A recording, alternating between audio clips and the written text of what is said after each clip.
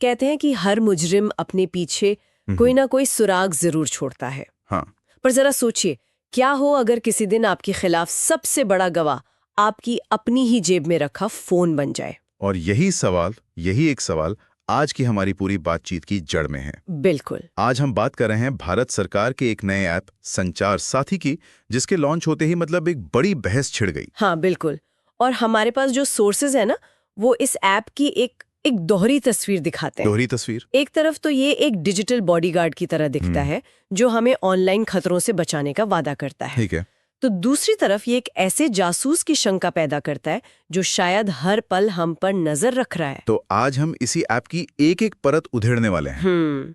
ये जो वादे कर रहा है, जो विवाद हो रहे हैं और वो सवाल जिनका जवाब अब तक किसी के पास नहीं है, सबको टटोलेंगे। तो मकसद साफ है, ये समझना कि संचार साथी असल में जनता के लिए एक ढाल है या फिर हमारी प्राइवेसी में सेंध लगाने का एक नया औजार। बिल्कुल।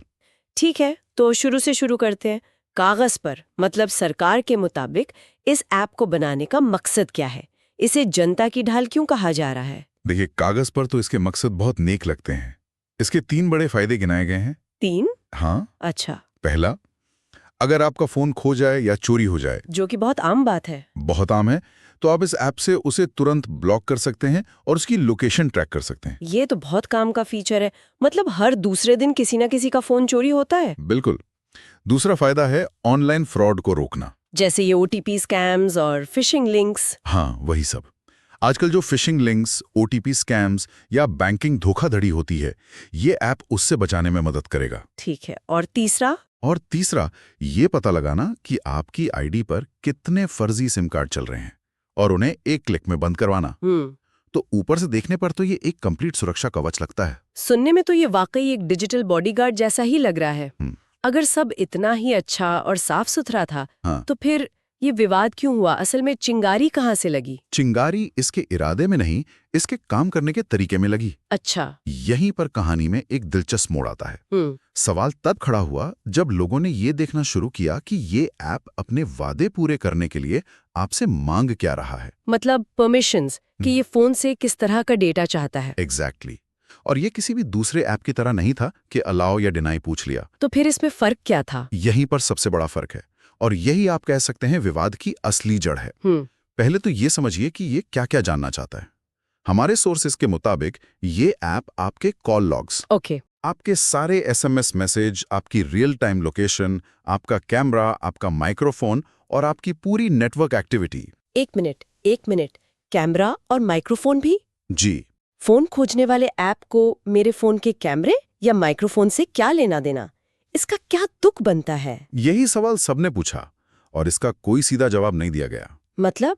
जब आप इन सारी परमिशंस को एक साथ जोड़कर देखते हैं, call, message, location, camera, mic, तो ये किसी की भी डिजिटल जिंदगी का, आप कह सकते हैं, पूरा खाका तैयार कर सकता है। आप किससे बात करते हैं, कहाँ जाते हैं, किससे मिलते हैं, क्या देखते हैं, क्या सुनते हैं, आपकी पूरी डिजिटल पहचान एक खुली फाइल बन जाती है।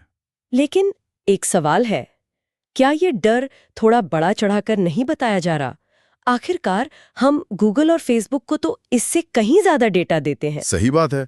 वो भी अपनी मर्जी से। तो एक सरकारी ऐप से इतना डर क्यों? बहुत अच्छा सवाल है।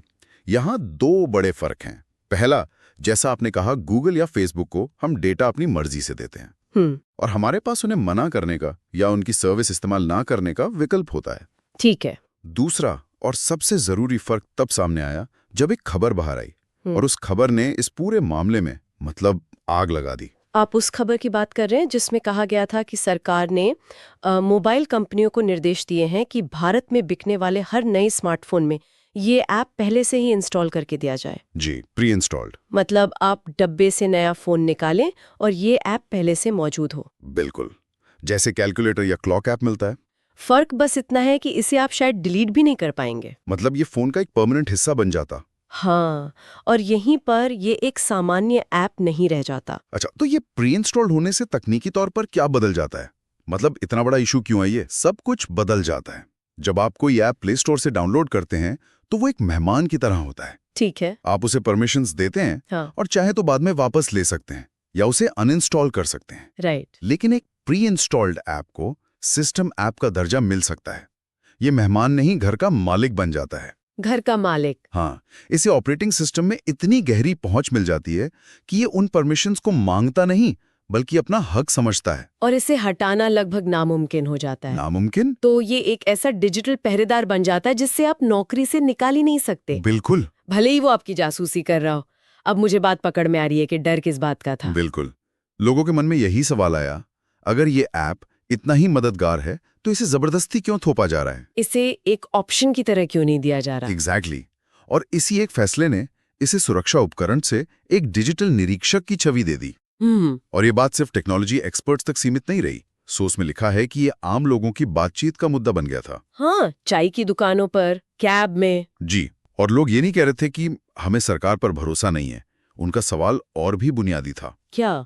एक आम आदमी कह रहा था, भाई मेरे पास छिपाने को कुछ नहीं है, मैं कोई चोर उचक्का नहीं हूं, पर मैं ये भी नहीं चाहता कि कोई 24 घंटे मेरे बेडरूम में झांकता रहे। सही बात है। ये डर कुछ छिपाने का नहीं था, बल्कि नियंत्रण खो देने का था, कि आपकी निजी जिंदगी की चाबी किसी और के हाथ में है। और जब आम लोगों में ये बहस तेज हुई तो जाहिर है कि राजनीति भी गर्मा गई होगी। बिल्कुल। ये एक बड़ा राजनीतिक मुद्दा बन गया। विपक्ष ने इसे हाथों हाथ लिया और सीधे सीधे चुनाव से पहले की जासूसी का आरोप लगा दिया। उनका कहना था कि ये सरकार का नागरिकों पर नजर रखने का एक नया तरीका है। लेकिन विपक्ष का काम तो आरोप लगाना ही है।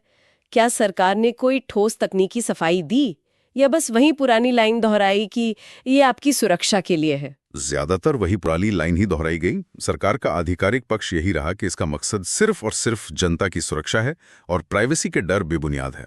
लेकिन उन्होंने ये कभी साफ नहीं किया कि इस ऐप को प्री इंस्टॉल करना क्यों जरूरी है। नहीं किया, और ना ही ये बताया कि इसे कैमरे और माइक्रोफोन जैसी परमिशंस की जरूरत क्यों है। इस चुप्पी की वजह से ये ऐप एक ब्लैक बॉक्स जैसा बन गया। एक ब्लैक बॉक्स जिसके अंदर क्या चल रहा है ये सिर्फ उसे बनाने वाला जानता है। बाहर से सब ठीक दिखता है पर असलियत किसी को नहीं पता। ये तुलना तो बिल्कुल सटीक है। और ये मामला सिर्फ सरकार, विपक्ष और जनता के बीच नहीं रहा। अच्छा, जल्द ही इस मैदान में दुनिया के सबसे बड़े खिलाड़ी भी कूद पड़े। आप एप्पल और सैमसंग जैसी कंपनियों की बात कर रहे हैं? जी। जिनके फोन पर ये ऐप चलना था। जी। उनका क्या कहना था? हमारे सोर्सेज बताते हैं कि जब इन कंपनियों पर ये ऐप प्री इंस्टॉल करने के लिए दबाव डाला गया तो उन्होंने साफ तौर पर आपत्ति जताई। उन्होंने मना कर दिया? उनका संदेश साफ था, हम पर जबरन कोई ऐप न थोपा जाए। ये बहुत बड़ा मोड़ है। पर उन्होंने मना क्यों किया? क्या ये सिर्फ अपने यूजर्स की प्राइवेसी की चिंता थी या इसके पीछे कोई और बिजनेस का एंगल भी था? ये सिर्फ प्राइवेसी की लड़ाई नहीं थी। इसके पीछे 3 बड़ी वजहें थी। ओके। पहली और सबसे बड़ी वजह है सिक्योरिटी मॉडल। एप्पल और सैमसंग जैसी कंपनियां अपने ऑपरेटिंग सिस्टम को एक अभेद्य किले की तरह बेचती हैं। हाँ, कि उनका सिस्टम सबसे सेफ है। बिल्कुल। अब किसी बाहरी ऐप को, वो भी एक सरकारी ऐप को, सिस्टम लेवल पर गहरी पहुंच देने का मतलब है उस किले में एक ऐसा दरवाजा बनाना जिसकी चाबी उनके पास नहीं है। ये तो उनके पूरे सिक्योरिटी मॉडल को कमजोर करता है। मतलब उनके बिजनेस के मूल आधार पर ही हमला था। बिल्कुल। दूसरी वजह है ब्रांड इमेज। Brand image. खासकर एप्पल अपनी पूरी मार्केटिंग ही प्राइवेसी और सिक्योरिटी के वादे पर करता है ना? हाँ, ये तो है। वो अरबों डॉलर खर्च करके लोगों को ये यकीन दिलाते हैं कि आपका डेटा हमारे पास सुरक्षित है। अब अगर वो किसी सरकार के कहने पर एक ऐसा ऐप डालने लगे जिस पर जासूसी के आरोप लग रहे हैं, हाँ, तो उनकी ब्रांड वैल्यू मिट्टी में मिल जाएगी। सही बात है। और तीसरी वजह है एक खतरनाक मिसाल बनना। मतलब अगर वो आज भारत सरकार के लिए झुक जाते हैं तो कल चीन, रूस या किसी और देश की सरकार भी यही मांग करेगी। अच्छा। उनके लिए एक ऐसा स्लिपरी स्लोप है जिस पर वो फिसलना नहीं चाहते। आज एक ऐप, कल दूसरा। ये उनके ग्लोबल बिजनेस के लिए एक बहुत बड़ी मुसीबत बन सकती थी। वाह, मतलब ये सिर्फ एक ऐप का मामला नहीं था, बल्कि टेक्नोलॉजी, बिजनेस और जियोपॉलिटिक्स का एक बड़ा खेल था।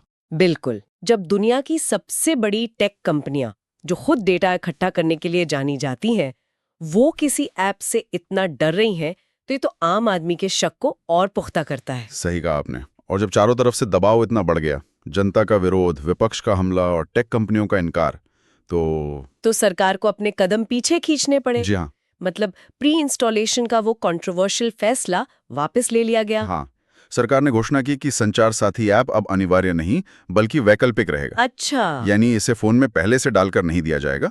जिससे इसकी जरूरत महसूस हो वो अपनी मर्जी से इसे ऐप स्टोर से डाउनलोड कर सकता है। तो एक तरह से ये तो लोकतंत्र और जनता की आवाज की जीत हुई, कहानी का अंत अच्छा हुआ।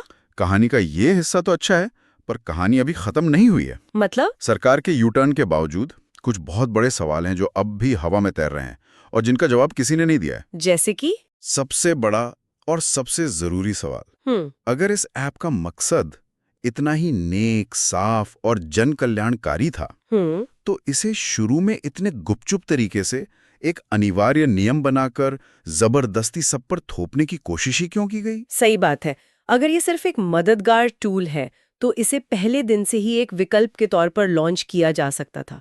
कोई भी अच्छी चीज जबरदस्ती नहीं दी जाती। बिल्कुल। इसे लेकर कोई सार्वजनिक बहस या चर्चा क्यों नहीं हुई? क्यों बिना किसी पारदर्शिता के इसे देश के करोड़ों फोन में धकेलने का प्रयास किया गया? ये जो प्रक्रिया थी, ये जो तरीका था, वही अपने आप में भरोसे को तोड़ता है। ये तो ऐसा है कि कोई आपको दवा आपके खाने में चुपके से मिला कर दे। बिल्कुल सही उदाहरण है। भले ही दवा आपकी भलाई के लिए हो, पर आपको उस इंसान पर फिर कभी भरोसा नहीं होगा। तो इस पूरी बातचीत का निचोड़ क्या निकलता है? संचार साथी के बारे में आखिरी राय क्या बनाई जाए? निचोड़ ये है कि इस ऐप के दो चेहरे हमेशा रहेंगे। एक चेहरा वो है जो सरकार दिखाती है, सुरक्षा की ढाल, जो आपको चोरी और फ्रॉड से बचाएगा। और दूसरा चेहरा वो है जो इसे लागू करने के तरीके ने बनाया है, शक की एक दीवार, जो ये डर पैदा करती है कि सुरक्षा के नाम पर कहीं हमारी निगरानी तो नहीं की जा रही। और सच क्या है, ये शायद इस बात पर निर्भर करता है कि उस डेटा की चाबी असल में किसके हाथ में, और उसकी नीयत और नीति कितनी पारदर्शी है। जब तक ये ब्लैक बॉक्स बना रहेगा, तब तक शक भी बना रहेगा। और शायद यही आज की डिजिटल दुनिया की सबसे बड़ी पहेली है। हम सुरक्षा चाहते हैं, लेकिन उसकी कीमत, क्या हम अपनी आजादी देकर चुकाने को तैयार हैं? बिल्कुल। और आखिर में हमारे सोच की एक लाइन है जो हर फोन यूजर को सोचने पर मजबूर करती है। क्या? इस डिजिटल दुनिया में आपका फोन सिर्फ आपका नहीं, किसी और का भी हो सकता है।